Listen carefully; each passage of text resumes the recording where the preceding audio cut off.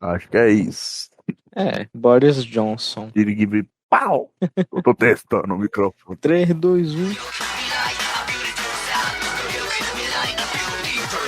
Começando mais um Pitacos Cabeludos. Dessa vez estamos aqui pra fazer randandandan, porque o futuro é pica, moleque. Só ele sabe o que nos reserva. Eu sou o Bicho Cabeludo e esse é o nosso episódio sobre Chainsaw Man. Eu sou o Fatureto e, pô, eu ia falar que o futuro é show.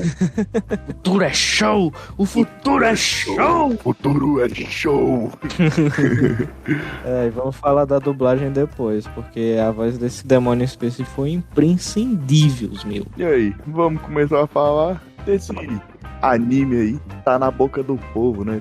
Todo mundo ficou falando muito e eu vou começar já com uma opinião tanto quanto controversa. Diga. Meu querido amigo Bicho Cabeludo, eu não entendo por que tem um hype tão grande nesse anime.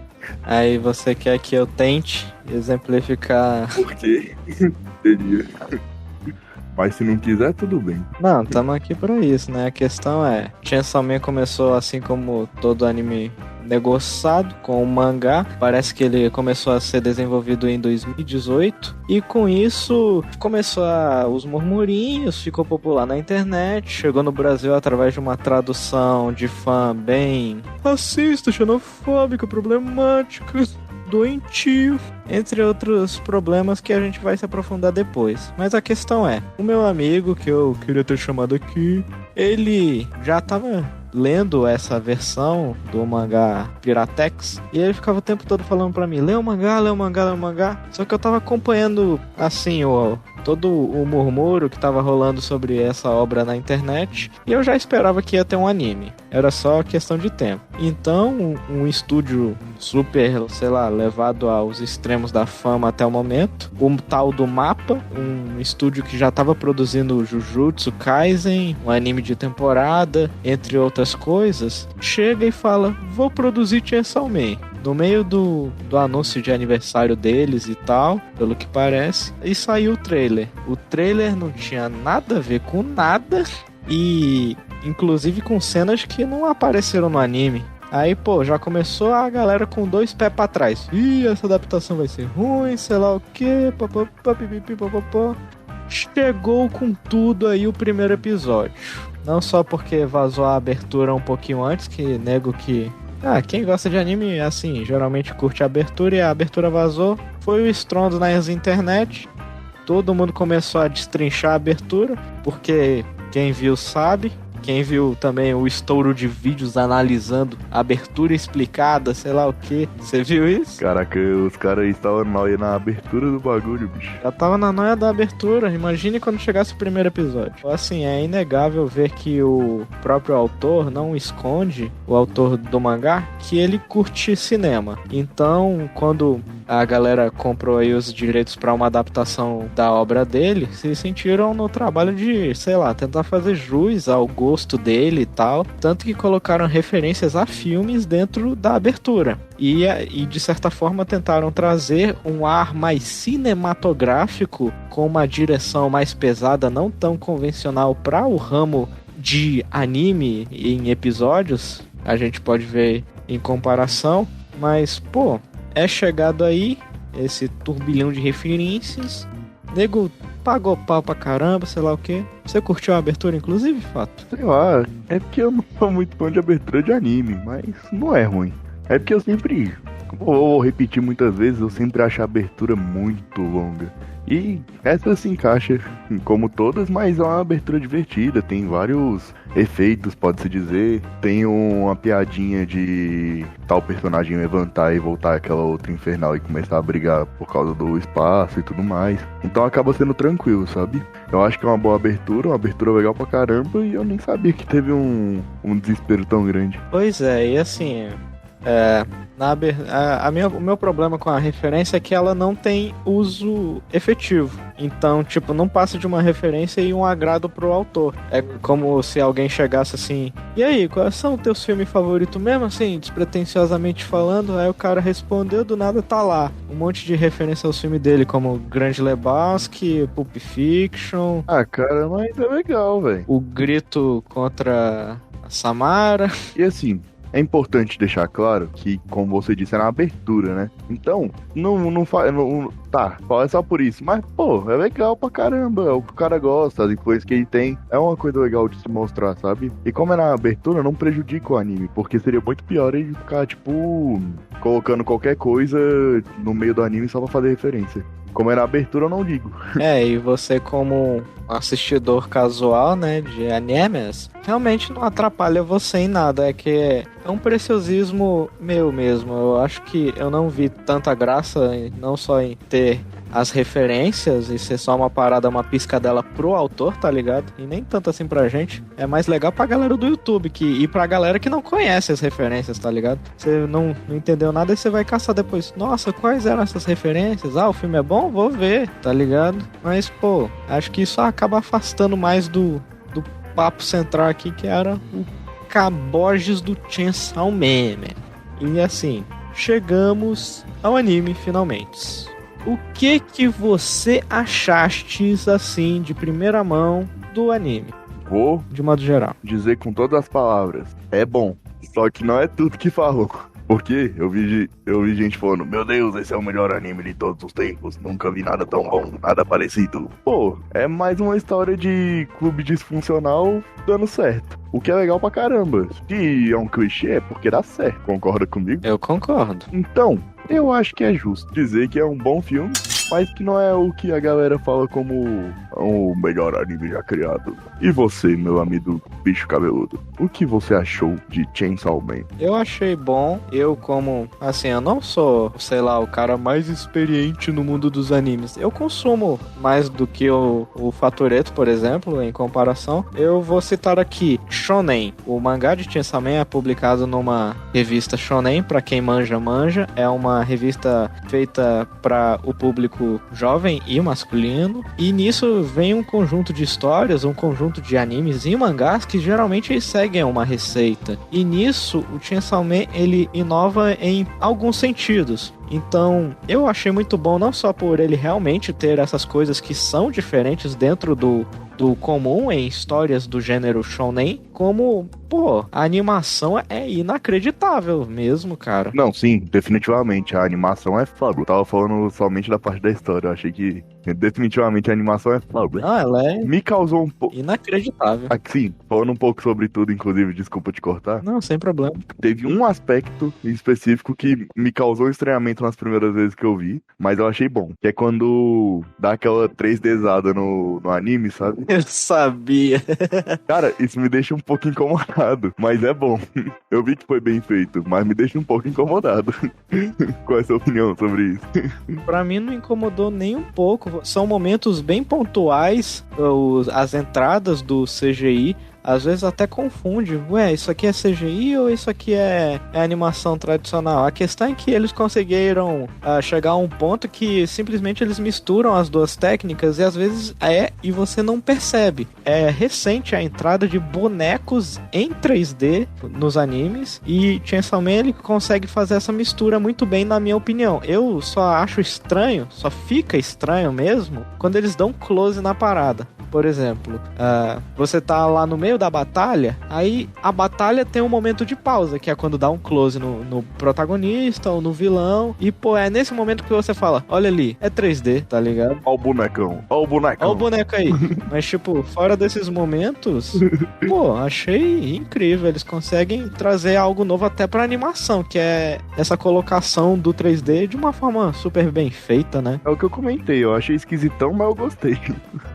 Ficou muito bem feito, ficou muito interessante. Mas você tava dando suas considerações sobre o anime, o que você tinha achado e prossiga, desculpa ter te interrompido naquela hora. Não, tranquilo, meu irmão. A questão é que assim, né, qual seriam os clichês do shonen pra dar uma passada aqui, uma passada de contexto aqui, não só pro fato que ele não tá ligado, como pra você também que não deve estar ligado, caso seja novo aí no mundo dos abibis. Mas a questão é, existe um padrão de que, são dois meninos, uma menina, no grupo de protagonistas, o protagonista é sempre o mais poderoso dentre eles, ou a maioria dos personagens figurantes, e pô, ele se sobressai de quase todas as formas possíveis. Então ele vai ter um poder super apelão, ele vai ser o mais diferentão, sei lá o quê. E é uma receita que vem se repetindo com o tempo. Entre outras coisas, como o fanservice, que no caso do anime não é trazer aquele personagem carismático do mangá, fazer uma boa adaptação quadro a quadro dos quadrinhos e trazer pra tela. Às vezes é também. Como assim tu tava narrando Naruto pra mim? Mas o fanservice também é o apelo sexual em cima das personagens femininas. E eu já assisti alguns animes e eu tive algumas pessoas próximas a mim que já tinham comentado sobre isso. E depois que eu me atentei a problemas como esse, eu comecei a perceber isso muitas vezes. Então, às vezes, eu acho isso um pouco incômodo, na minha opinião. Não, de certa forma, é super incômodo se você considerar que muitas vezes é gratuito. Sim. Aí você chega em Chainsaw Man e, assim, ele não é uma obra puramente erótica. Nossa, desaprendi a falar erótica. Erótica. E assim, não é uma obra puramente erótica, assim como muitos não são, mas ainda assim apresenta algumas picâncias aí. Por exemplo, o Naruto, nos primeiros capítulos, seja do mangá ou do anime, ele tem o jutsu de transformação, onde ele se transveste de mulher em um corpo de mulher que não é real, mas que ele tá nu como mulher. O motivo disso é pra virar zoeira, é uma gag visual, mas isso é gratuito também, não tem. É gratuito, mas é de forma muito, entre aspas, cômica. Pois é uma gag visual, entra de forma cômica, mas muitas vezes é de mau gosto. Vamos combinar. Não, é de mau gosto. Da mesma forma, mas assim, se for pra colocar qual é mais de mau gosto, tem comparações, né? Com certeza. Aí chegamos aqui em Chainsaw Man, onde literalmente o autor pega essa fetichização das coisas que são normais no cultural japonês, ele procura trazer aqui e escancarar de uma forma a ponto de questionarmos, a ponto de fazer a história andar. Literalmente, o fanservice faz parte da história em Chainsaw Man. E assim, depois da minha palestrinha aqui, vamos entrar na história do anime? Vamos.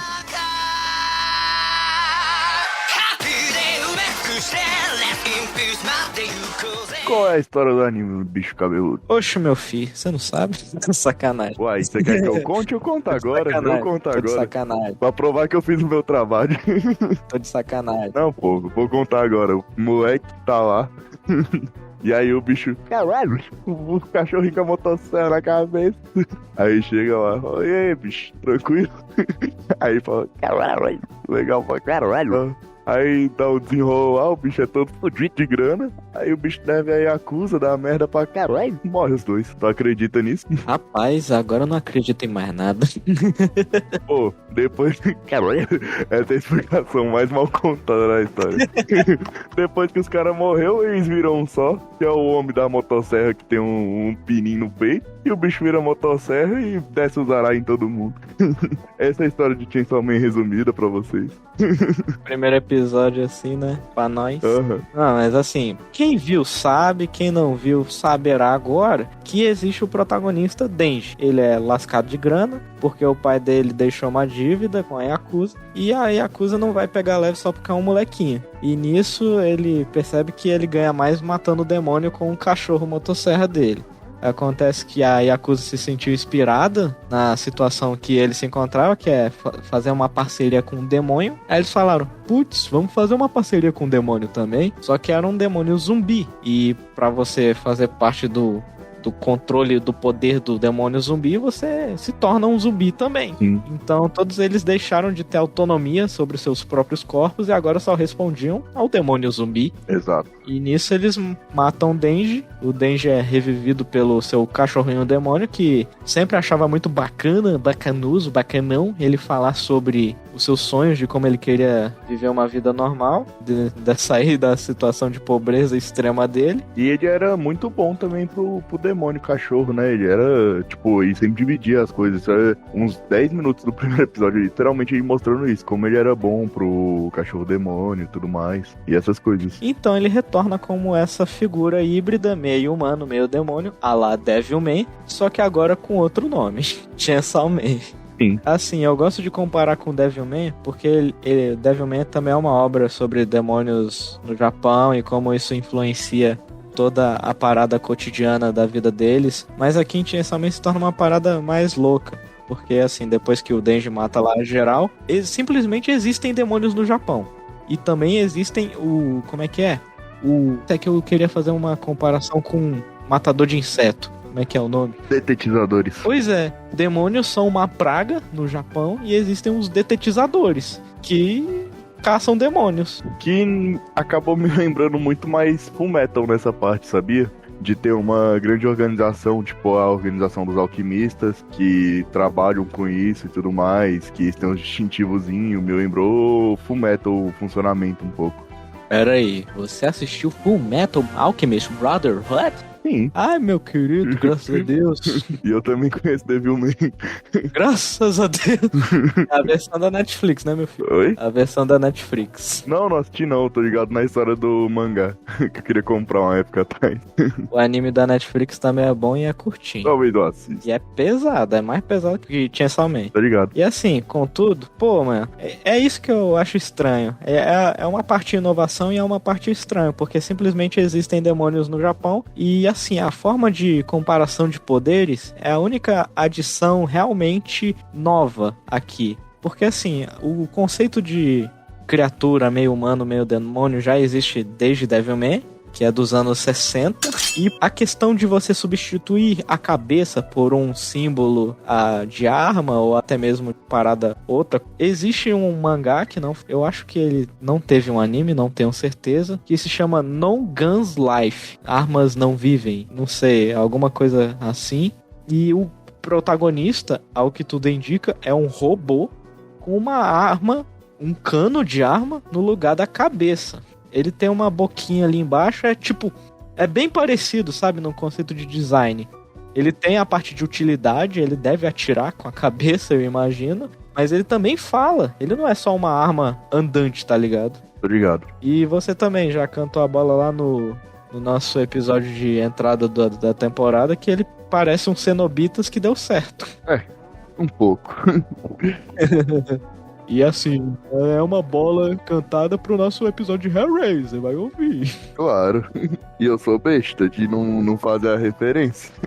Inclusive, se você não ouviu, o que você tem que fazer? Tu tem, mas é de tirar essa tua cara de pau, de ouvir só um programa e sair, e ouvir os outros que tu tiver interesse. Que eu sei que você tá aqui, tu curte terrorzinho, tu curte as paradas medonhas, tu vai curtir Hellraiser, principalmente o nosso programa, que fala um monte de dica pra você evitar ver filme ruim. Se tu não gosta de terror, tenho medo. Pô, tranquilo, pô. Tu faz assim, dá aquele like, assim, aquela inscriçãozinha básica, segue a gente no Spotify, que aí, quando sair um tema bom, tu vai falar, os caras lançaram um bagulho que é pra eu ver. Aí tu lembra e já assiste, já. Não é? É isso daí mesmo, meu querido. Mas agora, mudando do jabá e voltando pra história. Voltando pras histórias, meu brother. A mecânica do poder dos demônios é medido pelo medo que a humanidade tem sobre eles. Então eles se recarregam, eles ganham poder com base no medo, seja através do seu nome ou através do que ele representa. Então a Makima, a chefe do nosso querido Denji, o protagonista, explica de uma forma bem didática que existem demônios de qualquer coisa, mas conforme o seu nome passar mais credibilidade, ele é mais poderoso. Então, no primeiro episódio a gente vê o Denji matando o demônio do tomate. Você não vê alguém morrendo pra um tomate ou qualquer coisa do tipo pra ele ser mais poderoso do que ridículo, pra dizer o mínimo. Só consigo lembrar da piada do tomate. Aí, nisso a gente tem... Ela dá um exemplo de o demônio do carro. Pô, você vê o carro como uma parada perigosa, inclusive que mata gente. Então, pô, se existisse um demônio dos carros, ele seria muito mais poderoso do que o demônio do tomate. Muito mais poderoso que o demônio do cotonete, sei lá. Exatamente. E tendo passado por esse resuminho do episódio 1, a gente vai pro 2 e a gente conhece o parceiro de trabalho dele, que é o Aki Hayakawa. O que você achou dele, Fatureto? Como a gente tava fazendo brincadeirinha com o Naruto, esse é o Sasuke, né, velho? O cara que paga de marrento, tem um cabelinho azul, tem um passado que a família dele inteira morreu. E, como a gente conversou, são clichês. Mas, ele é um personagem que ele é mostrado até pro mais na frente na história. Ele é alguém que fuma muito e mostra talvez esse aprofundamento dele. E é muito interessante os pactos que ele tem com os demônios que ele tem, sabe? Sim, porque ele é um caçador normal. Ele é entre a elite de caçadores de demônio, ele é o mais baixo, ele é o normal. Ele é um cara humano que necessita de treinamento especializado para ser corporalmente pica, mas ele também precisa fazer pactos com outros demônios para ter força, no sentido espiritual de conseguir combater os demônios com mais efetividade. Que todos os caçadores também fazem, menos o Chainsaw Man e os outros caçadores que acabam tendo algum tipo de ser infernais ou qualquer coisa assim. Até porque a todo momento, principalmente no início do anime, é mostrado que a divisão que o Chainsaw Man é encaixado é uma divisão especial e que está em fase de testes. E pra mim já traz um ar meio de Esquadrão Suicida, digamos, sabe? É bem a vibe mesmo. Aí a gente tem esse personagem, que é o personagem que, fazendo uma alusão a realmente a Esquadrão Suicida, seria o personagem do Pistoleiro, por exemplo, que ele é um personagem mais sério, um personagem que treinou pra isso, que é um humano e tudo mais. A gente acaba tendo outros personagens, tipo a Arlequina, que é uma personagem mais louca, que é a infernal do grupo, que eu não me lembro o nome dela agora, mas que acaba sendo muito importante na história. Então, meio que, pra mim, essa fase inicial é uma apresentação, mas já te remete coisas que você já acabou vendo antigamente em outros locais, sabe? E, voltando pra sua pergunta, eu achei ele um personagem legal, um personagem que tem uma profundidade, foi bem desenvolvido de certa forma, mas ele é um clichê. Sim, mas é um clichê que dá certo, como você mesmo disse. Assim, eu não vou culpar o cara por seguir uma receita, mas a receita dele funciona, assim como muitos animes também que são populares, apesar da receita e tal. A história chama atenção, até porque ele é o que mais se lasca entre todos os outros. Isso é interessante também. Assim como existe uma mecânica diferente no ranqueamento de poder entre os demônios, é interessante o tipo de contrato. Porque em um anime comum, o cara ou ele teria um poder de demônio, ou ele simplesmente ia invocar um, tá ligado? Porque também é normal existirem invocadores. Eles simplesmente possuem um Pokémon demônio e usam ele pra batalha. No caso do Jojo, que eles possuem fantasmas que esmurram a galera, uma parada meio Pokémon, mas que dá pra conectar assim. E pô, aqui no Chainsaw Man existe uma inovação no conceito de que pra você fazer um contrato com o demônio, você precisa doar uma parte do seu corpo. Você precisa contribuir com um trato. Ah, você quer que o seu demônio, mate outro? Ah, você precisa perder pele. Você precisa perder a unha. E o demônio tem que ser gente boa. Ele escolhe o que ele quer tirar de você, sabe? E você tem que concordar com isso pra que o pacto seja confirmado na hora da batalha. Inclusive, o demônio fica meio que subentendido que se o demônio chegar e falar, não, pô, fazer pacto com tu não, pô. Ou se não falar, eu quero que você morra pra... Então eles podem acabar por não fechar um contrato com um demônio porque ele escolhe o que ele quiser na hora, sabe? Inclusive, quando ele acaba comentando sobre a raposa, que é um demônio inicial que ele acaba tendo, ele fala que a raposa é um demônio muito amigável aos humanos. Muitos caçadores têm ela, sabe? Só que apenas os caçadores especiais têm a cabeça, que é a parte que ele controla. Então já diferencia ele da maioria dos outros caçadores. Pois é. E a melhor parte desse segundo episódio é o momento que o Aki vê o Denji como um cara superficial, assim, e decide esmurrar ele de graça na tentativa de tirar ele do trabalho, porque ele não quer que alguém morra à toa nesse trabalho, até porque pessoas morrem o tempo todo lutando contra demônios. Só que o Denji não quer desistir fácil, porque ele finalmente vai ter tudo que ele sempre quis, no caso uma vida normal e se livrar das dívidas que ele tinha antes, e de brinde ter uma chefe meio... É importante também dizer que o Denji tem essa ideia de tudo pra ele é em volta de sexo e de forma infantil, porque como ele mesmo diz, ele acha que ele tem 16 anos. Então, aí no mínimo é uma pessoa infantil pra caramba e nunca teve nada na vida pra ele poder crescer, sabe? E a vida que ele conhecia antes de poder ser um caçador de demônio, de ter se fundido com o Poshiki, era literalmente trabalhar e matar os outros pra ver se ele consegue sobreviver. Então, meio que o anime tem uma explicação do porquê de ser tão ó. Sim, mas assim, a melhor parte que eu queria dizer mesmo desse episódio é que o Aki dá um supaco nele e o Denji retruca com somente chutes no saco. Porque quando ele luta com um homem, ele só chuta o saco. E aí eles voltam todos lascados lá pra sala da máquina e ele fala: desculpa aí, é que meu colega foi atacado pelo demônio do saco. É maravilhoso. É engraçado porque o coisa começa a falar, não, é mentira, sei lá o quê? Mó cagueta, velho. Assim, esse é algo interessante de Chainsaw Man. Em alguns momentos, tipo, esse é um momento bobo pra dar uma explicação. Mas eu já esperava que ia acontecer, tipo, beleza, foi isso que aconteceu mesmo. Realmente foi atacado pelo demônio do saco. Tipo, ficar meio de beicinho, sabe? Ficar meio chateado com a situação. Mas depois eles se tornariam parceiros, tranquilo, sabe? Sim. Mas não é isso que acontece. Ele pega a cagueta e fala, cara, esse bicho é louco. Fez bosta pra caralho, tranquilo. E eles, em vez de voltarem a ser parceiros ou qualquer coisa, eles criam uma divisão inteira pra eles começarem a trabalhar juntos. E se você quiser falar um pouco aí da divisão, quem são os integrantes? É que assim, a maior verdade sobre Chainsaw Man também é que você não pode se apegar a personagem, cara. É uma dica bem importante.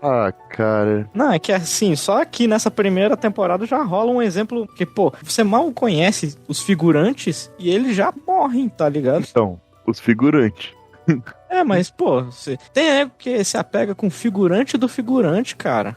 Acho que é uma boa dica, considerando que nego se apega com qualquer coisa. Inclusive, a gente vai chegar lá. Mas, pô, a terceira integrante aqui do grupo, do trio principal, ela aparece no final do segundo episódio e ela se torna a estrela do terceiro, praticamente. Que é a tal da Power, onde ela é um infernal, um outro tipo de demônio. Isso não é explicado dentro da obra. Por exemplo, o Denji foi possuído. O Aki Hayakawa faz pacto. E os demônios infernais? Como que eles surgem? Eles são a junção dos dois. É explicado no momento que, no primeira morte de demônio que vai o Chainsaw Man e o outro, que eu nunca me lembro o nome, eles chegam lá e aí ele mata ele com...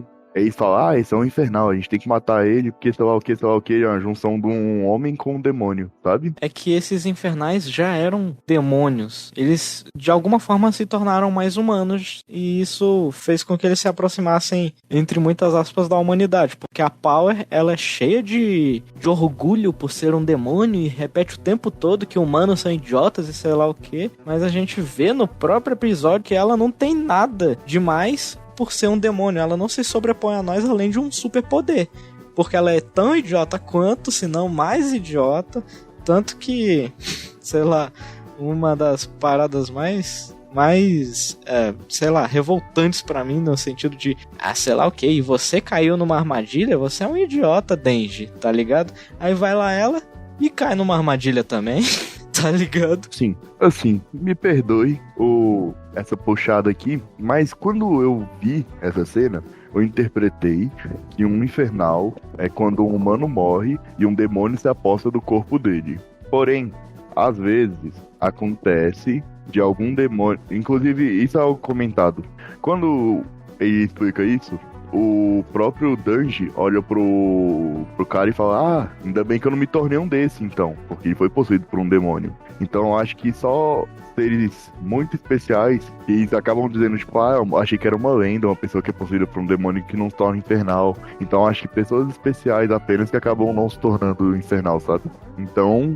o surgimento do infernal é um ser humano que foi possuído por um demônio. Contudo, chegamos ao ponto que eu falei lá dela cair na armadilha, que ela caiu no conto do Batman. Sim. Existe um demônio morcego que capturou o gatinho dela e ela levou o Denji lá pra oferecer pro demônio morcego. Acontece que o demônio morcego comeu o gato, comeu ela. Aí o Denji falou, putz, agora eu tenho que salvar as duas gatas, tá ligado? Aí ele foi lá, meteu porrada. Porque eles tinham um contrato, né? O Denji, como é um garoto de 16 anos, como ele mesmo disse, e alguém que nunca teve acesso a nada na vida, quando ele acaba tendo uma vida boa, algo que ele tem onde dormir, ele pode comer todos os dias, ele acaba pensando, então eu posso fazer algumas coisas que eu queria ter feito antigamente. Aí, tipo, ok. Aí você vai descobrir que é uns absurdos, né?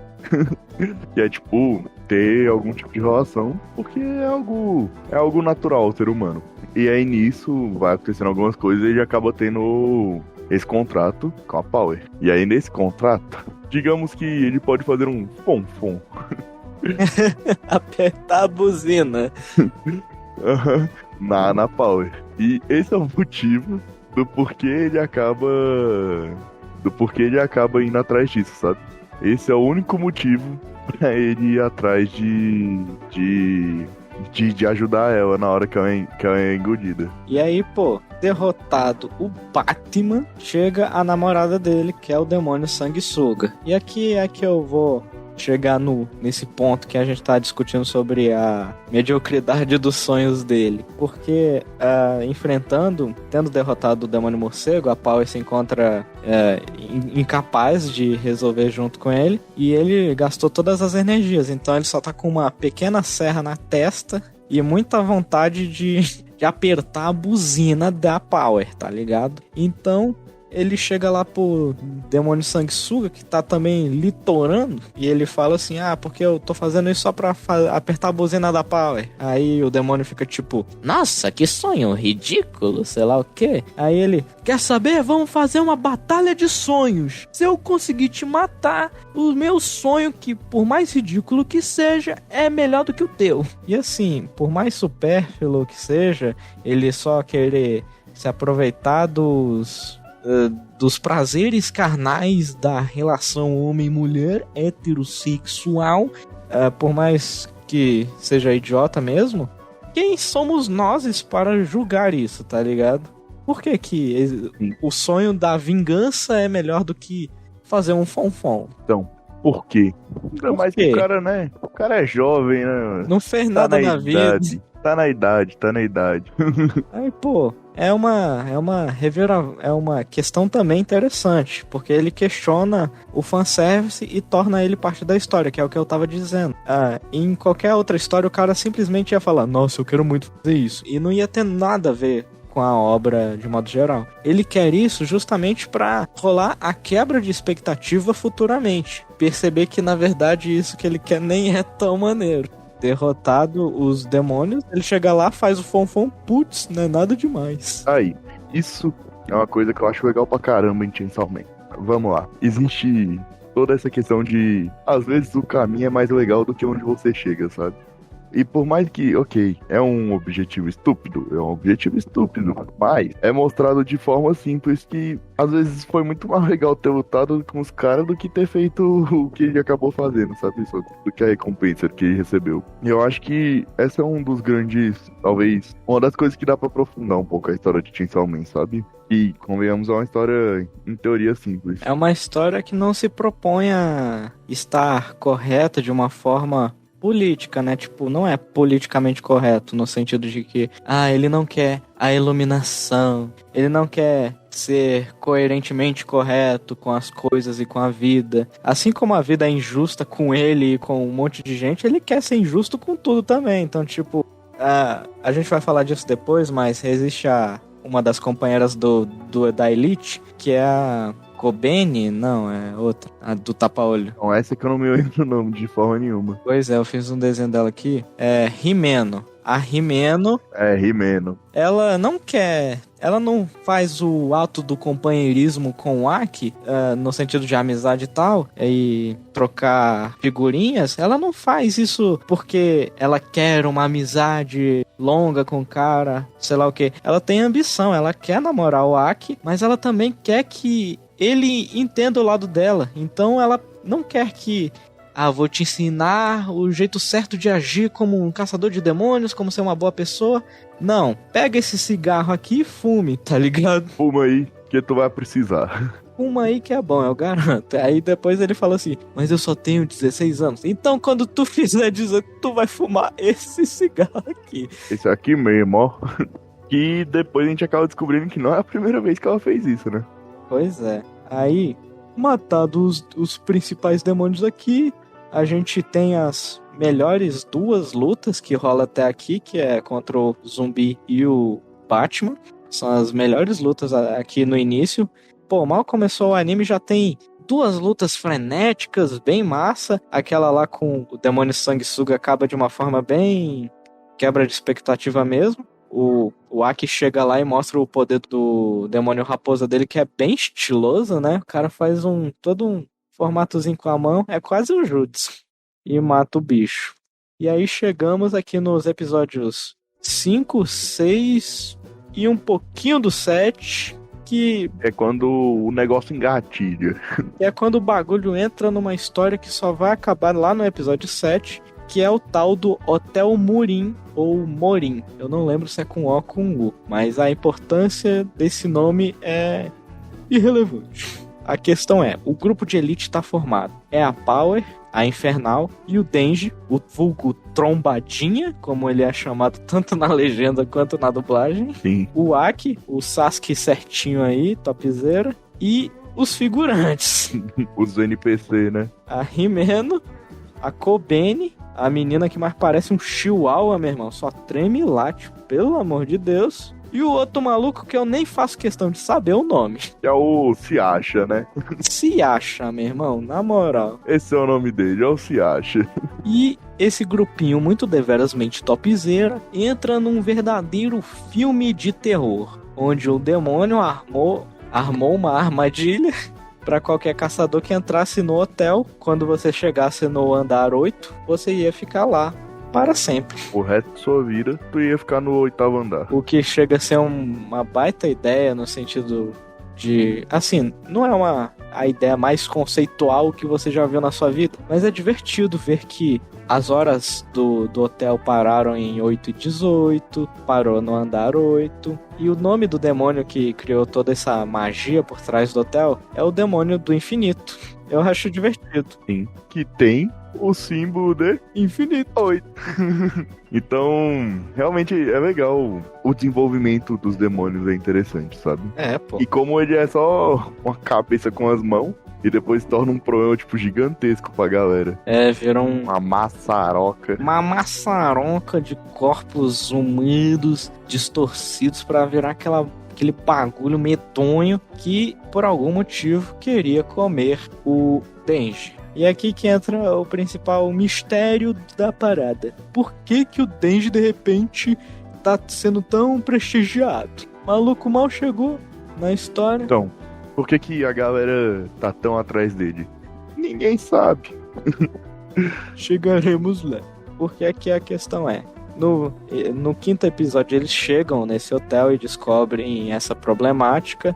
No sexto eles finalmente encaram o demônio de frente nessa situação onde o demônio faz a sugestão: me dá aí o Denji pra comer, e vocês fogem. Aí a Kobene e os outros figurantes tentam matar ele, mas não rola. Então, no final do sexto pro sétimo episódio, ele vai lá e luta com esse demônio do infinito durante 3 dias, até o demônio ficar insatisfeito e falar assim: cara, você tá me fazendo sofrer demais, toma aqui meu coração e me mata logo. Que é importante dizer, tipo, como ele não se cansou durante 3 dias? Os demônios, eles se alimentam de sangue. E quando eles se alimentam de sangue, eles regeneram e ficam fortes, cada vez mais fortes. Como o demônio, que era o demônio do infinito, cada vez que você atacava ele aumentava de tamanho e ficava mais forte, ou e acabava soltando sangue. Qual é o plano do Chainsaw Man? Bicho, eu vou tomar seu sangue e vou ficar te batendo aqui até o dia que tu desistir. Entendeu? É isso mesmo. E é exatamente isso que acontece, o plano dele dá certo. Acabada essa história, após 3 dias de uma batalha intensa, no sétimo episódio eles saem pra beber, e a Himeno prometeu, assim, pra quem derrotasse o demônio do hotel, ela ia dar um beijão de línguas. E é uma boa motivação, né? Pra ele é. A questão é que essa motivação acaba entrando pela culatra. Porque quem foi convidado pra poder ir lá, chegar lá e falar: e aí, bora? Quem foi convidado também pra ir beber? A Máquina, a chefe do rolê. A dona do bagulho. E ele já tinha tido seu engraçamento com ela, né? Ele fez fonfon nela também. Mas só de leve, só de leve. Mas então, ele já tinha tido algum tipo de relacionamentozinho com a máquina, mesmo que não fosse nada, tecnicamente. E isso deixa ele muito sem graça, porque, né, é uma situação constrangedora. Então, a Rimeno ali no alto graus alcoólicos, chega lá no Denji e fala assim: bora lá, deixa eu te beijar. Só que ao invés de dar um beijão assim legal nele, dá uma vomitada na boca do malandro, meu irmão. E gorfe inteiro na boca dele. Assim, eu acho interessante nesse momento específico no anime, porque, assim, no mangá é igual, tem tripas voando pra tudo quanto é lado. É uma demonstração de gore muito exagerado, assim, no estilo. Pra uma animação é razoável a caricatura das batalhas e o quão exagerado é as tripas dessa galera voando pra tudo quanto é lado. E no anime é igual. E, tipo, não existe censura pra gore no anime. Nesse aqui, principalmente. Nego perde braço, perde pé, perde tudo que for. E não tem censura. E pensar que o Japão também nos rendeu Cavaleiros do Zodíaco, que passava onde mesmo, Fatureto? TV ou na Band? Não tenho certeza. Passava em um canal aberto, e o canal aberto ficava em choque, porque Cavaleiros do Zodíaco, que era pra ser uma parada tranquilinha, na verdade tinha um monte de desmembramento e sangramento muito potentes, que pra uma criança podia chegar a render uns traumas aí muito legais, ou uma sanguinolência psicopática. E, assim, independente do resultado, chegamos aqui intensamente que ele, tal qual Cavaleiros do Zodíaco, ele passa na TV aberta, mas no Japão. Ele não vai passar na televisão aqui no Brasil, mas essa é a questão, tá ligado? Nenhuma das partes de desmembramento, gore e os cacete foi censurado, mas o vômito foi. Vômito é mais nojento do que sangue, tripa e o caralho. Mas eu confesso que talvez por eles terem censurado o vômito, acabou me deixando um pouco mais enojado do vômito do que se eles não tivessem censurado, você acredita? E ainda fez o efeito contrário do que era pra acontecer. Não, pode ser uma doideira, mas assim, não tenho problema com vômito, mas aí eu vi, eu fiquei, caralho, que bosta, sabe? Caralho. Que bosta. Aí, pô, então imagina se eles não tivessem censurado, né? O que não ia acontecer? Não, é que no quadrinho já é nojento por si só. Ele não coloca nenhum efeito especial no desenho, até porque eu acredito que não era muito possível na versão sem cores. Mas, pô, ele faz toda uma texturinha, não tem como não reconhecer vômito. Mas, pô, uma coisa é um mangá. Eu acho que ele deve ter uma classificação específica pra galera não comprar, ou se compra, todo mundo vai ver a mesma coisa. É engraçado também toda a descrição da cena e voltar no passado e mostrar, tipo, caralho, que bando de rato idiota, eles estão comendo vômito. Que é uma coisa que o próprio Denji fala pro Pochink na hora que eles são criança ainda. E eles veem uns ratos comendo vômito na rua. E corta pra ele comendo vômito hoje. E corta pra ele, tipo... E aí, é interessante também a Infernal, como diz o próprio nome, sendo infernal. Aí ela fica, você tem essa mania de engolir tudo que entra na sua boca. Aí engole o vômito ainda. Que delícia. É uma cena maravilhosa, né? Acho que talvez eu tenha ficado um pouco enojado pela duração da cena. Então chegamos no famigerado 8º episódio, pós-bebedeira. Todo mundo assim, aparentemente tranquilo. Mas não é só isso que acontece. A gente sabe muito bem que não é só isso. Que isso aí foi uma das maiores quebras de expectativa depois de, sei lá, tudo que rolou até agora. Porque a Himeno rouba o Denji lá da festa, leva ele pra casa dela, faz uma oferta irrecusável. E o que ele faz? Ele recusa. Ele também tá louco. Ele também está louco. Mas é porque ele tá louco, mas não tá inconsciente. Que aí ele escolhe se resguardar pra outro personagem do anime. A chefe dele, meu irmão. O maluco mal chegou na empresa e já quer comer a chefa. Esse é o sonho do moleque. E assim, contudo, chegamos no episódio 8, onde eu nomeio ele como a emboscada. Porque se você se apegou a qualquer figurante do figurante ou figurante normal dessa brincadeira, a maioria morre por um ataque organizado do demônio da arma. Que a gente pode considerar como um episódio que sim, não se apega a personagens, mas mesmo assim, se ele é um episódio que, ok, queremos ser audaciosos, eles poderiam muito bem ter matado outros personagens e transformado algum desses secundários como principal, em teoria. Seria muito ousado. Ou teria mais do que o que eles fizeram, porque na real não é tão ousado o que eles fizeram. Eles introduziram personagens durante pouco tempo e mataram eles. Não, assim, eu consegui nesse meio tempo eu me afeiçoar pela Himeno, cara. Eu também. Ela é uma personagem interessante por si só, o poder dela é diferente, isso garante por si só uma parada própria pra ela, porque, pô, a Kobeni, que é o Chihuahua, e o maluco lá que o se acha, é isso. Se acha. E o se acha, meu irmão, os bonecos não têm poder de demônio, os caras não fazem nada, até eu tô achando eles tudo bosta. Todos eles têm poderes de demônio, isso é importante dizer. Mas eles não mostram, a única que mostra é a Himeno e ela se torna útil. Então, mas aí eu vou te dizer o seguinte. Ó, vamos colocar uma situação hipotética. Matamos o Sasuke e a Himeno é a nova companheira principal. E aí ela tem que viver com essa dor. Pô, seria muito mais legal. Faria muito mais sentido e muito mais ousado. E talvez não fizesse diferença nenhuma na trama da série. Pois é, assim, o Demônio da Arma é um dos grandes antagonistas nessa primeira fase da temporada, onde ele, a princípio, ele não tem forma, a gente não vê ele, não tem indícios de como ele deve ser, então ele se torna uma grande incógnita, mas descobre-se que ele fez parceria aí com esse grupo organizado que ataca a companhia dos caçadores de demônio, matando a princípio o se acha, um monte de figurante que a gente viu só lá no bar, e a partir desse momento foca no principal, que era a Power, o Aki,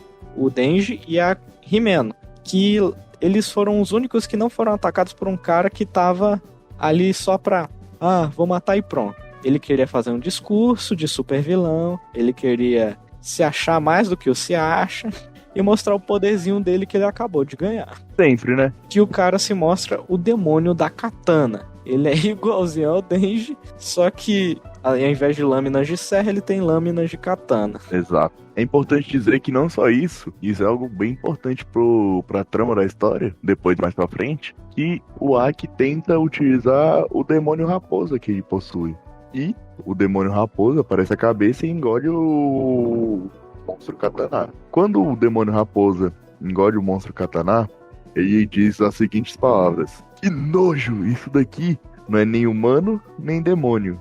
Ou seja, a gente ainda não sabe. Tipo, não é nem humano, nem demônio, nem infernal. A gente ainda não sabe ao certo o que o Denji é e o que esse cara é, sabe? Que mostra que realmente são pessoas especiais que acabam sendo possuídas e se tornam outra coisa que não sei se mais pra frente é revelado no mangá, mas nessa temporada a gente não fica sabendo. O que é engraçado, na dublagem virou o demônio da espada samurai ou o espada samurai. Por que não é katana?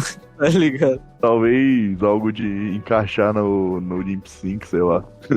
E aí, pô, matam o Denji a princípio e fica na conta de Power, que arregou. E aí sobra pra o Aki e a Himeno lutar contra os dois caras que estão a favor aí do demônio da arma, que é o demônio katana e uma garotinha que invoca uma cobra gastando as unhas dela, que é uma parada bem interessante. Mas acontece que o Aki usa a famosa espada dele, que pelo visto é um demônio que tira a vida dele em prol de eliminar quem a espada atacar 3 vezes. Olha que doideira. Foram feitas 3 perfurações no demônio da katana, mas não surge efeito. Ele volta a usar a vida também. A questão é, Aki tendo perdido aí 2 vezes pro demônio da katana, e sobra pra Himeno tentar resolver essa situação. Acontece que ela só tem uma mão fantasma. Então, pra tentar salvar o Aki, que ela é muito chonada nele, faz ali um pacto com o seu demoinho em prol de entregar o seu corpo inteiro para que o fantasma se torne também um bicho inteiro e tentar salvar a pátria. Mas também não acontece. E o mínimo que ela fez foi sobrar uma das mãos pra puxar a cordinha do Denji e ele se tornar um motosserra. Só isso, como ela e o demônio fantasma, em teoria, são mortos nesse momento. Na teoria. Exaustamente. Uma batalha que acaba muito mal, onde todos eles perdem e o demônio Katana deixa lá o cotoco de Denji e tenta sequestrar ele. Acontece que a máquina, que também tinha sido baleada, mas não morta, volta, faz uns pililim-pim-pim ali com seus poderes mágicos de jutsu. Ela faz uns bagulhinhos ali com a mão, mata mais um monte de vilão figurante, menos esses principais, que é o demônio da Katana e a garota da cobra. E além dela matar todos os comparsas, eles só se arrependem de ter tentado sequestrar o Denji quando chega a Kobeni, o Chihuahua, que eu não gostava nem... Eu ainda não gosto, cara. Ela não fez nada. Hackeou o outro personagem, esqueci o nome. Ela pega uma faca, tira a mão ali do Katana Man e eles falam assim, putz, estamos em menor número, vamos fugir. Aí foge e aí, isso é uma das duas coisas que ela fez nessa temporada, além de encher meu saco. E a outra fez pro time adversário, né? Que foi ter esfaqueado o Sasuke. Pois é. Quando eles ainda estavam lá no motel lá. Terrível, cara. Terrível. Isso, na verdade, foi entre o episódio 8 e 9. No 8, todos os figurantes morrem. E no 9, a máquina mostra lá os poderzão da hora dela. Exato. No episódio 10, como eu anotei, é hora do treinamento. Onde um caçador mais pica da elite chega ali e fala assim, minha gente, eu vou treinar esses dois capetosos aí, a Infernal e o Trombadinha, vou treinar eles. Sim, o Constantine, a galera que caça demônios, chega e diz isso. Ele visualmente lembra, mas, pô, o John Constantine, ele ainda é um alívio cômico ali, meus safadões, sei lá o que, esse cara é um demônio em corpo de gente, tá ligado? E, pô, a forma de treinamento dele é a coisa mais saudável que você podia esperar. O cara mata o Denji e a Power todas as vezes que ele pode. É o que meu avô treinou a gente. Meu irmão, o maluco mete a porrada neles até morrer mais de uma vez só pra falar assim. Melhora. Só existem duas coisas que eu gosto. Beber e matar demônios. Como vocês são demônio. E como eu tô bebendo, morra. E é isso, tá ligado? Nesse episódio a gente tem 2 cenas de treinamento, onde na primeira eles só morrem e a Power e o Denji se unem pra tentar revidar. Agora eu vou te puxar um questionamento. Me puxa um questionamento. Tu sentiu um emburrecimento por parte do Denji conforme os episódios avançavam? Ah, cara. Eu tenho a ligeira impressão que antes ele era um personagem mais inteligente. E como os produtores viram que, tá engraçado, a galera tá gostando, eles tentaram imbecilizar mais ele. Talvez nem seja uma questão de, vou emborrecer ele por querer. Na verdade, ele se deixa emborrecer. A questão é que isso realmente fica mais... como é que se diz? Isso não é escondido. A gente simplesmente percebe que ele simplesmente não faz as coisas mais como ele costumava fazer. Por exemplo, ele é questionador. Em todo momento ele faz perguntas que são realmente densas, assim, pô. Por que meu sonho vale menos do que os dos outros? Sei lá o que. Quando a Himeno morre, ele chega lá no hospital com a que ele fica meio... Nossa, será que se ele morresse... Sim, mas eu não chorei, eu tive uma experiência com ela. É por isso. Então eu percebo que em alguns momentos o Denji acaba sendo idiotizado pelo próprio anime, sabe? E não sei se me incomoda, mas eu vou dizer que incomoda porque foi algo que eu percebi, né? Que ele acaba sendo um imbecilizado.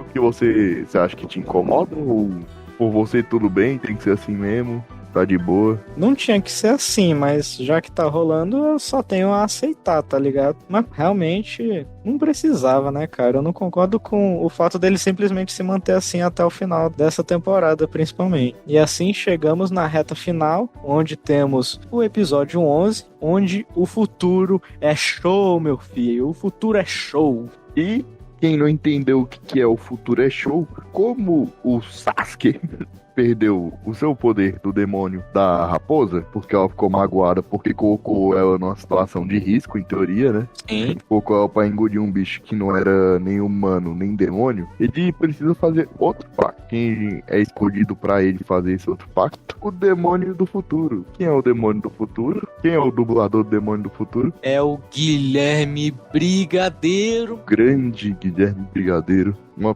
pérola, uma das melhores pessoas do Brasil, quem sabe do mundo. Definitivamente um dos melhores dubladores. Nós somos pouco puxa-saco dele, viu?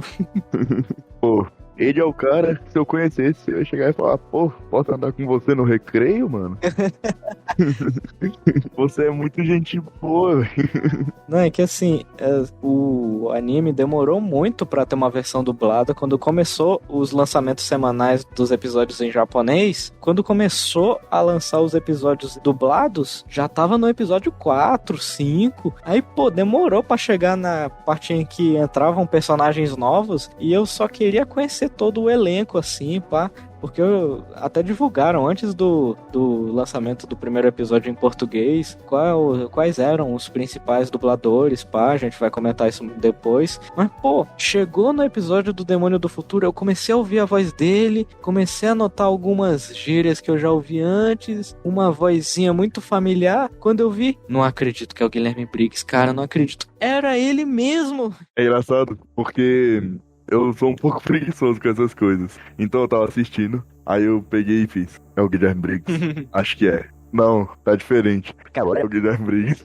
Então eu fiquei assim nessa dúvida durante muito tempo. Até que, como eu descobri que era o Guilherme Briggs, houve uma tentativa de cancelamento do Guilherme Briggs por ele ter falado o futuro é show. Ah, não acredito nisso. Bicho. E a galera tava atacando hate no Guilherme Briggs por causa de uma mudança na dublagem de algo que não era nem oficial do anime. Pra começar, que era um scan totalmente torto, foi o que a gente tava conversando mais cedo. E os caras, um scan totalmente xenofóbico, racista, sabe? Altamente problemático. A parada é séria. Bicho, problemático quer dizer que tem como resolver. Isso não deveria existir, sabe? Então, a galera começou a julgar o Guilherme Briggs por causa disso, que é totalmente estúpido. Altamente estúpido. Como eu disse, eu tive a confirmação que é o Guilherme Briggs, que é um ótimo dublador. Vou deixar bem claro aqui que a opinião do programa é: o futuro é show. A gente é time, o futuro é show. É que houve uma certa dificuldade em colocar uma gíria no lugar e fazer ficar mais interessante. Porque parece que do japonês a tradução mais correta seria o futuro é demais, ou coisa do tipo. E, sei lá, na dublagem requer uma sonoridade bacana, um negócio, e chegaram no futuro é show. Inclusive, na legenda, na versão em japonês, legendaram como futuro é top. E eu não gostei de futuro é top só porque não tinha essa sonoridade. Então eu esperava que na dublagem chegasse uma parada mais maneira e chegou. É show. Inclusive, te perguntar, tu achou esse demônio meio Grinch, velho? Ah, tem a vibe, né? Eu achei muito diferente. Tanto que eu não compararia com o Grinch. Eu digo pela risadinha, me lembrou muito Grinch, sabe? Que ele dá uma risadinha de uhul, uhul. Mas isso é um elogio. Chegamos aqui. O episódio 11 dá início a essa batalha. Os vilões estão presos num prédio e a nossa equipe de elite, de protagonistas, vai invadir lá para pegar essa galera. Então, no episódio 12, o último dessa primeira parte da primeira temporada, temos a grandíssima batalha e a apresentação de novos figurantes. Eu acho alguns super toscos, mas o design ainda assim consegue chamar a atenção. Por exemplo, o demônio da aranha. Aquela ali é maneira, cara, de tão medonho. Demônio tubarão. Não, agora o demônio do tubarão já é zoeiro. O maluco usa cuequinha. Ah, cara. O maluco enfrenta o demônio de cuequinha. Pô, é legal, é legal. É legal. É, velho. Eu aceito o demônio tubarão no meu coração. Eu não aceito o demônio anjo, pô. Isso nem faz sentido. Como assim? O cara é Lúcifer? E a gente nem vê os poderes dele nessa batalha. Isso que é meio broxa. A gente vê o poder de todo mundo, mas ele... Não, pô, ele se defende com a asa. Ele tem a asa blindada, pô. E todo mundo que tocar nele morre. É uma das ideias. Sim. Mas aí, pô, ele podia ser lá, muito bem, chegar lá na galera, toque em mim, tá ligado? Pô. Não, é uns NPC. Essa é a real. É uns personagens NPC. Mas são novos pra substituir toda a galera que morreu, né, lá atrás. Sim. E o que acontece depois que eles começam a lutar com esses zumbis iniciais? Depois de um monte de piadinha, uns negócios aí, papapapelelê, o Denji sobe um elevador, encontra o demônio da katana, mas agora ele decide tacar-lhe os zaralhos. Dane-se a sua pergunta profunda. Quero mais porrada. Aí ele chega lá e faz talvez a maior sequência de porradaria entre ele e o demônio da katana, que pra mim foi do caralho. Com certeza, eu achei sensacional essa sequência e é muito divertido a forma que ela se resolve, né? É bem interessante a forma que ela acaba sendo solucionada. Que é, o Denji, em certo momento, perde os 2 braços. E aí o demônio da katana olha pra ele e fala: e aí, boy, desiste. Tu não tem mais nada pra lutar. E aí, nesse momento que o Denji olha e fala: eu ainda tenho uma katana na minha cabeça. Uma katana ou uma motosserra na minha cabeça. Ops. Erro. E nesse momento, o Denji pega e vai pra cima do demônio da katana. O que acontece? Em um único golpe, a motosserra que estava na cabeça do Denji se quebra. Nesse momento, Denji olha pro demônio da katana e diz: tu mirou bem na minha cabeça, né? O cara fala: claro. Por quê? A gente descobre que o Denji não tem só motosserras nos braços, ele também tem nas pernas. E picotou o cara em 2. Partiu no meio, igual o espetinho. Fez. E nesse momento, ele vence a luta e prende o cara. É importante dizer que, como o cara é um demônio também, ele é imortal. E qual é a subsequência que vai se ocorrendo depois disso, meu querido amigo bicho cabeludo? Cara, é um dos momentos mais catárticos dos animes, cara. Ele propõe uma competição. Dessa vez não é de sonhos, mas de quem chuta o saco mais forte do demônio katana, meu brother. E o Aki tava ali passando de bobeira pra garantir que o Denji tinha ganhado a luta. E ele fala assim: e aí, Aki, quer vir chutar o saco do cara? Aí ele: pô, é uma competição, o que eu ganho? Você leva 2 bolinhas de gude em um saco. E pô, o Aki tava num momento ruim, né? Tinha acabado de perder a parceira. E... pra esse cara, inclusive. Sim. E tinha recebido um cigarro de volta. E é nesse momento que ele pensa: cara, eu tenho que superar isso, seguir em frente. E rola uma competição de quem bota a katana pra fora primeiro. E a gente só escuta os gritos, mas é uma cena cômica que desenvolve a relação dos 2 personagens. E assim, com o final dessa batalha, meio que a história dessa galera morre por aí. A questão é, eles queriam informações dessa galera porque eles foram contratados, foram chamados pelo demônio da arma e eles queriam mais informações, até porque a gente só sabe que o demônio da arma ele deixa balas gosmentas por onde ele passa e quem come isso se torna mais poderoso. E então era uma parada que por si só levavam a mais pistas do grande demônio das armas. A questão é, as balas grudam umas às outras. Elas são magnéticas. Quanto mais magnetismo na bola que eles estão juntando, mais essa bola vai querer se reunir ao corpo original. E é essa a chance que eles têm pra seguir o demônio da alma. É esse o gancho que se encerra dentro do anime aqui nessa primeira parte da temporada. Porque ele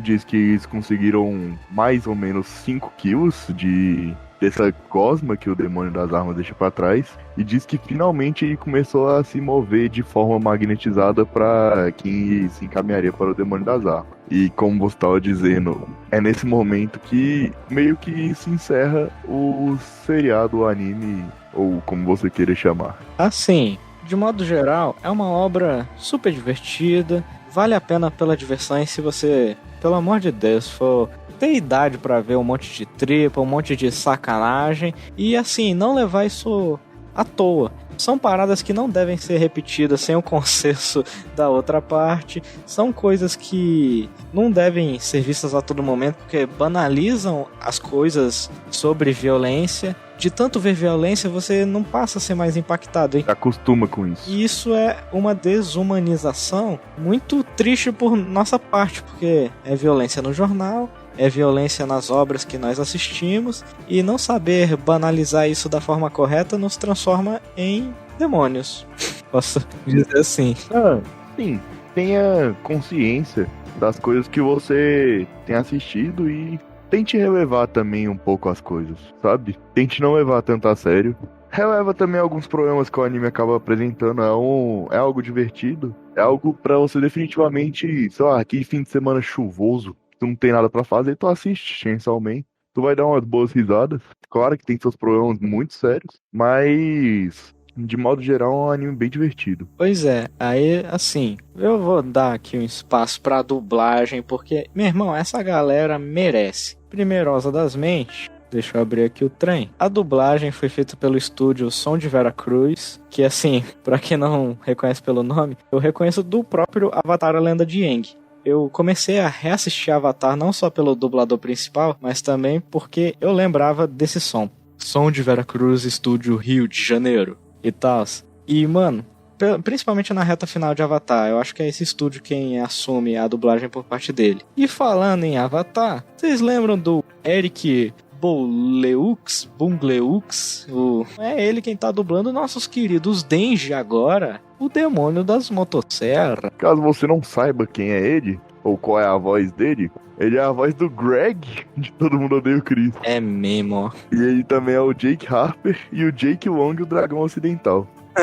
É mesmo. Ele é o Jake Long, o Dragão Ocidental. Pô, ó nostalgia, hein? Ô, esse desenho é bom, velho. Esse desenho é bom, mano. Quem faz a Máquina é a Luísa Viotti. Ela fez a Marceline em Hora de Aventura. E esse é um papel que mais destaca ela, até porque agora fez a Máquina, que vai ser mais um pro currículo dela. Porque assim, dublador é aquele negócio. Se você entrar pra ver o que eles fizeram, você só vai ficar, caraca, é mesmo, velho. Então, tipo, relacionando um personagem-chave como a Marceline, você já carrega ela pelo resto da vida. Ela também é uma personagem específica de...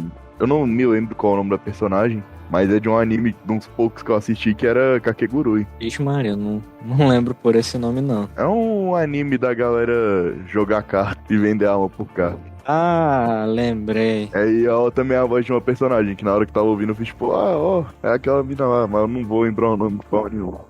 E a famigeradas Power foi dublada pela Pamela Rodrigues, a princesa Jujuba do Hora de Aventura também. Aí sim, hein? Mas aí, mano, deu um arrepio na hora que eu ouvi a voz do Aki Ayakawa, porque ele é o Sérgio Cantor. Você pensou que ele era frio e calculista, né, mano? A voz dele é só a voz do Sheldon, a voz do Andrew Garfield como Homem-Aranha e mais uma renca de gente aí que, meu irmão, essa voz é demais. Não, você não sacou quem ele é? Ele é a voz do Ed, do Death Note. Também, meu filho! Eu passei o anime inteiro pensando, cara, esse é o Ed, esse é o Ed. Faz muito tempo eu não relacionei. É verdade, macho. O treinador da galera, o cara que parece o Hellblazer, ele foi dublado pelo Ronaldo Júlio, que é a voz do pistoleiro em Esquadrão Suicida Novo. Ele também faz o Idris Elba na série do... Caraca, sumiu legal. O Lupin, da Netflix. Ele também faz o protagonista lá. Esse eu não relacionei, mas eu sei quem é esse cara. Eu acho que ele faz algumas participações em Death Note. E se eu não tiver enganado, ele faz a voz de Terry Crews em algumas séries. Ele é o Carlton do Maluco no Pedaço. Também, meu filho, olha aí. Aqui tem informação. Mostrando como eu sei mais de dublador do que de anime. Oxe, e tá errado? Claro que não. E pô, também aqui vale um destaque pro O Demônio da Katana, que é feito pelo Marcelo Garcia. Ninguém mais, ninguém menos do que o Capitão Pátria. Não. É a voz do Capitão Pátria, mano. Não é o Homelander, é o Relâmpago McQueen.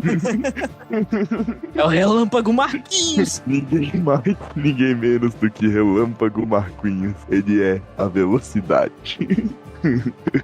Meu irmão, esse cara tá em um monte de voz recentemente, ele tá fazendo muito trabalho, o cara tá mandando bem demais, e ele é o Relâmpago do Marquinhos e ao mesmo tempo o Homelander. Não tem outra não, cara, ninguém segura esse homem. É isso. Fora a dublagem, eu li esse mangá duvidoso aí, não só porque ele tá acessível, como eu tava querendo saber o que ia rolar na segunda temporada e ficar ansioso aí pelo que vai rolar. Bem, eu não posso prometer nada, mas logo de início vamos ter 2 lutas inacreditáveis. Assim, o único spoiler que eu vou deixar aqui é que o Denji não vai fazer quase nada nessas 2 lutas. Mas, pô, vai ser umas baita de uma luta. Assim eu espero, né, mano? Não, porque assim, os demônios têm conceitos muito massas. Então, tipo, a galera hypa muito não só o design deles, como o poder. Acontece que o primeiro demônio aí que vai rolar na próxima saga da 2ª temporada, meu irmão, é meio duvidoso o que fizeram com ela na tradução, tá ligado? Então, tipo, realmente é uma parada que a gente não pode deixar passar, no sentido de que se você é um menor de idade, lê o mangá de Chainsaw Man, o Pirata, esse com traduções duvidosas, e você leva a sério o tipo de piada que se encontra lá, cara, reveja a sua situação, porque realmente tem virado essa treta ultimamente, porque é uma parada realmente nada pesada, que não deve ser levada a sério. Não, deve ser levada a sério, mas de forma concisa. Não é pesado por ser. Não é pesado por ser pesado, tipo, de forma legal. É pesado porque é babaca. É preconceituoso, é babaca. A pessoa não liga pra quem ele está ferindo e realmente não é um discurso de mimizando sobre Chainsaw Man. Não, a galera tá atacando de forma gratuita as minorias e, tipo, eles não podem fazer nada a não ser falar assim: gente, se vocês querem ler Chainsaw Man da forma correta, vai comprar na Panini. E se você quer assistir da forma correta, porque com certeza vai ter umas dublagens aí duvidosas divulgando o que tá escrito no mangá, vai ver o anime dublado pela galera massa do Som de Veracruz. E, pô, se não, vai ler a legenda formal da Crunchyroll, da Funimation. Procure o jeito certo de consumir essas paradas e não ser preconceituoso e babaca, como essa galera foi. É isso, né? Pois é, eu não consigo te vender exatamente o porquê que todo mundo fica hypeando essa parada sem te dar um spoiler. Então eu acho que eu deixo essas paradas melhor pro off. Mas você consegue ver o porquê que essa parada é maneira e você se divertiu no processo, né? Claro. Assim, definitivamente quando acabou, eu fiquei com aquele sentimento de, ok, eu quero saber o resto da história, sabe? De forma geral, acho que é isso que vale a pena. E Chainsaw Man, definitivamente eu vou querer assistir a 2ª parte dessa temporada e saber pra onde vai a história do Denji e saber o desenvolvimento dos próximos personagens, sabe? Assim, eu recomendo pra galera para assistir, porque foi legal pra mim e eu não assisto anime, então acho que vai ser legal pra maioria da galera. E meio que não seja um babaca que tá reclamando por coisa besta e sendo um imbecil que só prova o quão infantil você é. E bom, essas são minhas considerações finais. Você quer deixar as suas, bicho cabeludo? De novo, já deixei aí as minhas pelo caminho. Então, nós temos esse episódio de número não sei.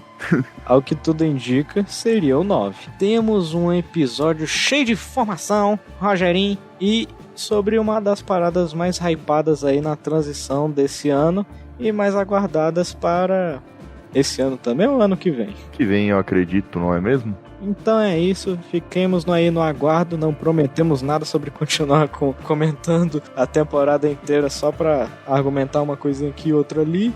Além do mais, novas temporadas só chegam pra deixar esses episódios mais ultrapassados, como foi o caso do nosso maldito Cuphead. Maldito Cuphead que até hoje eu não assisti. E não tem problema, porque ele nem adicionou tanto assim na história de modo geral. Ele só promete o que vai acontecer, tal qual Chainsaw Man aqui e agora. Até a próxima, galera, e falou! Falou!